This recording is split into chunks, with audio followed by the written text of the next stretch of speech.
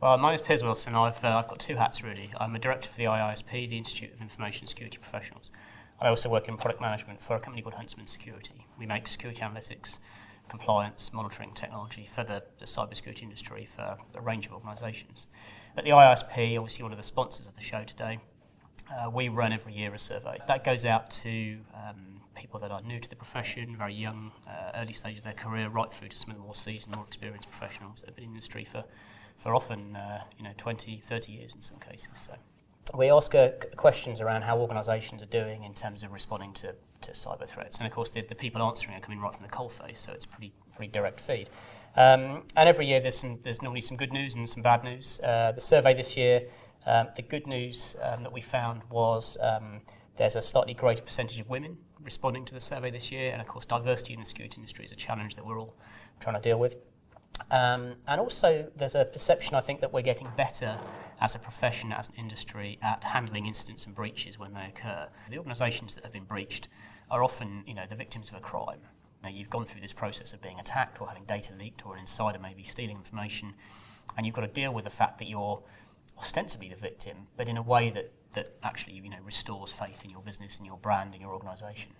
Whether it's public sector, private sector, international businesses, local retailers, there's a degree of trust and reputational protection, I think, that everybody recognises, and that means responding quickly. It means understanding the challenges. What's happened, what data have I lost, what's the impact on the individuals, and being very customer focused. So if that data is embarrassing, or if it's a problem, or if you've got to reissue credentials, doing that in a way that means that customers are happy is typically the best way to go.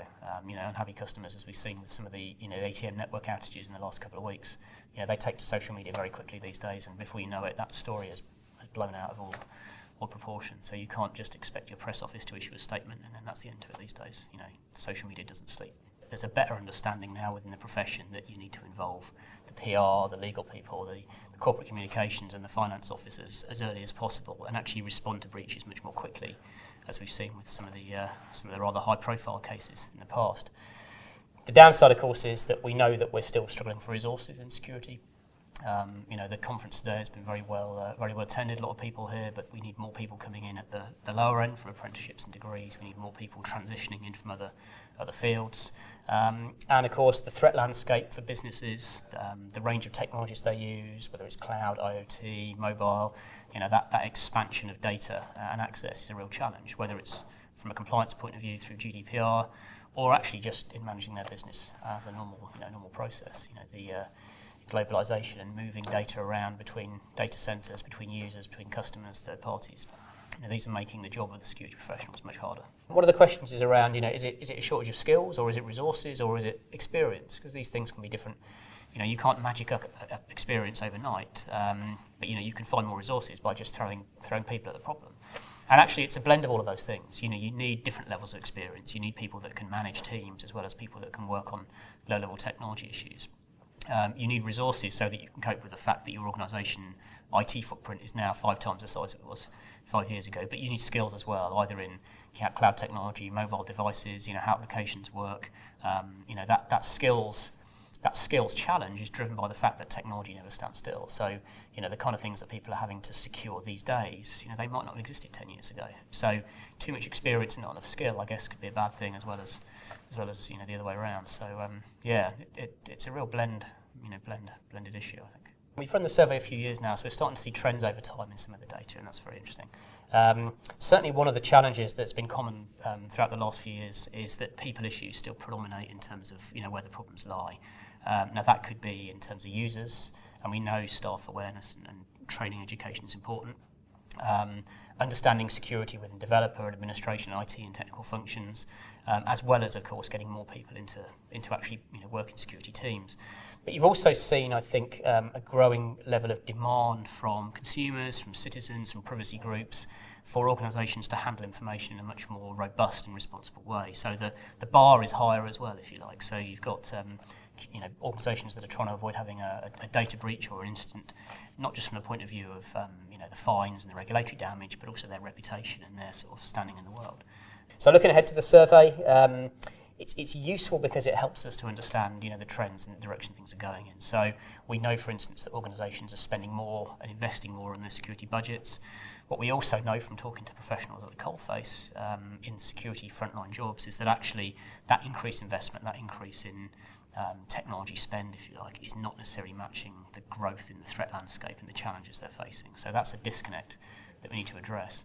But we also know that there are disruptors out there in the technology world. So artificial intelligence, machine learning, automation, they're all techniques that are being used much more in security to try and automate processes, to make workflows more efficient, and actually to respond and detect threats more quickly. That's all good, but of course, conversely, the bad guys, organised criminals, the dark web have got access to those kind of technologies too. So it's a constantly moving landscape, which is probably a finding that I relate to every year on the survey, that as attackers and defenders jockey for position, it's always going to be a catching up game. If you're attacking, you have to find one weakness on one occasion and get lucky. If you're defending systems, particularly a complicated network, you need to be able to defend all the vulnerabilities, all the routes of access, all the different points of egress of data, all of the time, in order to survive for a 2, 3, 5 year window without having a breach. And that asymmetry, given the level of resources that attackers have these days, that's a constant battle. The old guard, if you like, within the security industry have not got the monopoly on how to do this. So the more fresh minds we can bring into the industry, the better. There's a lot of space in this industry for new blood, for new ways of thinking, new approaches. I mean, women and men approach problems in a very different way. There are people now who will come into the world with a fresher view about how things like social media can work and how systems are designed and built. When you look back at the history of security, we've been trying to fix problems with workstations and servers and PCs and viruses for 20, 25 years now, and we're still getting hit with them. So it's not like the way we're doing things at the moment is necessarily a guaranteed way of success. There are new devices, home electronics that are listening to what you say and feeding that back to the cloud. The same thing in the corporate environment certainly pose a real challenge. So there's certainly a need, I think, to reflect the diversity, the range of ages, the different approaches, the way people interact with technology in society within the IT security and cybersecurity sector. There's plenty of opportunity, plenty of jobs. The other thing the survey bears out is that there's scope for progression, there's scope for training, there's scope for advancement and a degree of growth and good prospects, both for organisations that are looking to improve their security posture, but also for individuals at really all stages of their career. It's there's a lot of problems to solve. There's no place to hide really.